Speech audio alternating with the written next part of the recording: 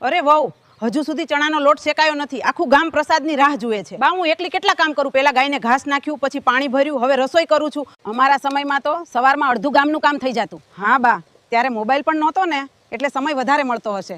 હવે કામ કરવાને બદલે જવાબો વધારે આપે છે. જવાબ નહીં બા, સાચી વાત કરું છું. લાવ, હું જ બનાવું મોહનથાળ. ના બા, આજે હું બનાવીશ. પછી જોઉં કોણના હાથનો સ્વાદ સારો લાગે છે. સ્વાદ તો મારા હાથનો જ સારો હોય હો. તમને ક્યાં વહુનું બનાવેલું ગમે જ છે? દીકરીના હાથનું જ મીઠું લાગે. અરે વાહ, સુગંધ તો સારી આવે છે. શું બની રહ્યું છે? મોહનથાળ બની રહ્યો છે. આવજો આજે મંદિરે પ્રસાદી લેવા. અરે વાહ, આ વખતે તો મોહનથાળનો સ્વાદ અદ્ભુત છે. કોણે બનાવ્યો? મેં. આ સાંભળીને આખું ગામ હસી પડ્યું.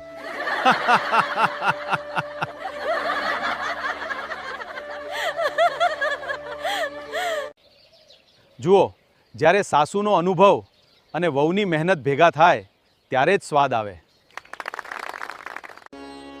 સાચું કહું તો લોટ વહુએ સરસ શેક્યો હતો અને ચાસણી તમે એકદમ સરસ બનાવી હતી. ચાલ, આજે તું જીતી ગઈ. ના બા, આજે તો આપણે બંને જીત્યા.